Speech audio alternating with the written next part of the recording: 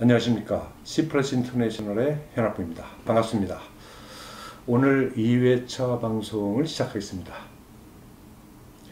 지난 1회차 방송에서는 현학부가 유튜브를 시작한다 소개하는 거였고요. 오늘서부터 본격적으로 어떤 주제를 가지고 이야기를 해보도록 하겠습니다. 오늘 주제는 이제 해외 건설 계약 이게 무엇이냐, 어떻게 이해를 해야 될 것이냐입니다. 일단 계약이죠, 계약. 계약인데 단순한 계약이 아니고 해외, 우리나라가 아니라는 얘기죠. 밖에서 하는 것, 우리나라가 아닌 다른 국가에서 하는, 그리고 건설, 기술이 접목된 그런 계약을 다뤄야 된다. 이걸 제대로 이해하지 못하면 실패하는 거죠. 예. 우리가 최근에 여러분들 알고 계실지 모르겠지만 어떤 특정 국가에서 어떤 대형 건설업체가 한 프로젝트에서 1조, 2조씩 깨먹는 이런 사태가 벌어졌습니다. 이건 뭐냐? 이건 뭐냐면 해외도 모르고 건설 기술도 없고 계약도 잘못하고 이 세 가지가 전부 다 망가져 있는 상태에서 우리가 해외를 하고 있는 거 아니냐. 그래서 손해가 난다. 지금 어떠냐? 글쎄요. 제 생각에는 아직도 멀었다가 제 생각입니다. 물론 동의하고 계시지 않는 많은 분들이 있겠지만 제 생각은 그렇다는 겁니다. 네, 그래서 먼저 해외를 이해를 하셔야 되고요. 그 수많은 국가들이 주는 지리적, 환경적, 사회적, 정치적 이런 위험 요소들을 이해하지 못하면 결코 성공할 수 없는 것이 해외 건설 계약이고, 두 번째는 시공 능력, 설계 능력, 기술 능력이죠. 그게 바로 건설입니다. 건설이라고 하는 기술을 얘기한 거잖아요. 그래서 요구되는 건설 기술에 대한 능력이 없으면 이건 사실 기본적인 거잖아요. 내가 건설업을 하려 그러면 일단 능력이 있어야 되잖아요. 건설에도 능력이 없는 상태에서 그냥 나가서 돈을 벌어보겠다. 이건 유행이죠, 유행. 이건 통하지 않는다라고 하는 것을 이해를 하셔야 됩니다. 그 다음에 그 두 가지를 해결할 수 있을 때 비로소 우리가 계약이라고 하는 법률적 행위를 하게 되는 거다. 이렇게 먼저 이해를 하셔야 될 것 같고요. 계약이 뭐냐? 계약을 법률적인 측면에서 보면, 이제 법률사전의 정의에 의하면 계약이라고 하는 것은 둘 이상의 의사 표시, 둘 이상이니까 둘도 있고 셋도 있고 넷도 있을 수 있고, 상황에 따라 다 틀려지겠죠. 그래서 둘 이상의 의사 표시, 의사 표현 해야죠. 나 이걸 원해. 그러면 나는 이걸 원해. 의사 표시 써야 되고, 그 둘 이상의 의사 표시가 합쳐져야 된다. 합치돼야 된다. 맞지 않으면 안 되는 거죠. 예를 들면 A라고 하는 당사자는 A를 원해요. 근데 B라고 하는 당사자는 B를 원해요. 다르잖아요. 그러면 안 된다라고 하는 거죠. 그래서 그게 맞아야 된다. 그러면 법률적으로 구속당한다. 이것이 계약의 어떤 법률적인 정의입니다.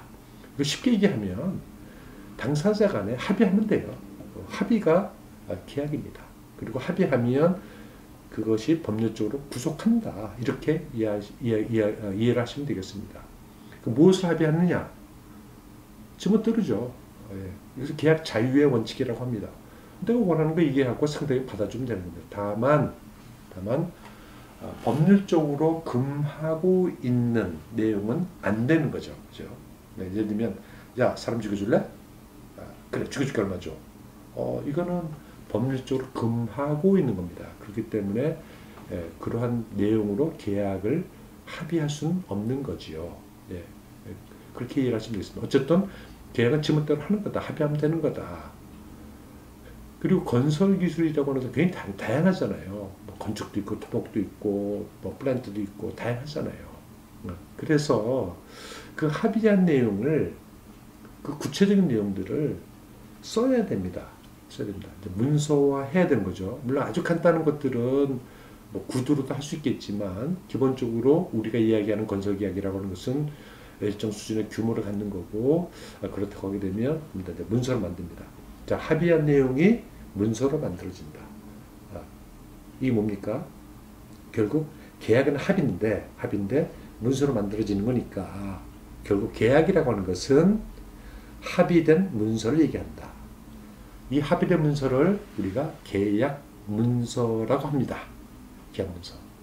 자, 합의된 문서를 서로 인지해야 되잖아요. 그러니까 그 합의된 문서가 정의되어 있어야 된다. 모든 건설 계약은 합의한 문서들이 정의되어 있습니다. 이것이 계약관리의 시발점이고 계약관리의 기초다라고 하는 겁니다. 그러니까 여러분들 지금 이제 궁금하시면 여러분들이 수행하고 있는 또 입찰하려고 하는 그러한 계약 문서들을 쳐다보시고 거기에 계약 문서가 어떻게 정의되어 있는지를 확인해 보세요.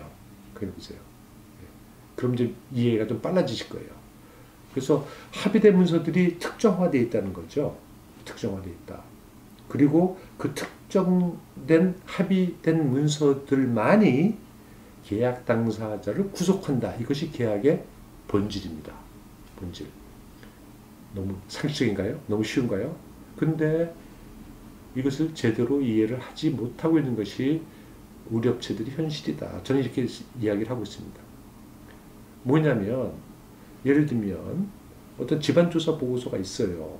집안 문제 굉장히 심각하잖아요. 건설에서는. 모든 구조물은 땅을 딛고 서 있기 때문에 집안 문제가 굉장히 큰 문제입니다. 근데 집안조사 보고서가 있어요. 그런데 입찰 때 그걸 나눠줬어요. 나눠줬는데 정작 계약문서에는 이 집안조사 보고서가 들어와 있지 않아요. 그러면 그 집안조사 보고서를 믿고 입찰한 사람은 어떻게 되는 거냐? 이게 바로 계약입니다. 계약문서 들어와 있지만 어떻게 돼요? 아까 말씀드렸듯이 합의가 아니잖아요. 합의가 아니면 계약적으로 법적으로 당사자를 구속하지 못한다.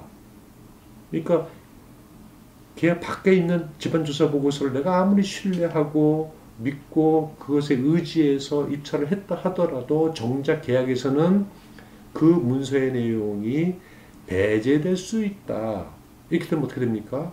굉장히 큰 리스크가 발생하잖아요. 근데 이런 아주 상식적인 어떤 그러한 출발점들, 이런 것들을 우리 업체들이 너무 간과하고 있다. 그것이 제 경험입니다. 그래서 다시 말씀드리면 계약이라고 하는 것은 합의이고 그 합의는 문서를 통해서 표시된다. 그리고 그 합의된 문서를 우리는 계약 문서라고 한다. 즉 계약은 계약 문서이다. 그리고 합의되지 아니한 모든 정보나 자료나 문서들은 계약 당사자를 구속하지 못한다. 이것이 건설 계약의 핵심이다 라고 하는 겁니다. 이것을 제대로 이해를 하시고 우리 건설계약 관리를 시작했으면 하는 바람을 가져봅니다. 오늘은 여기까지 하겠습니다. 감사합니다.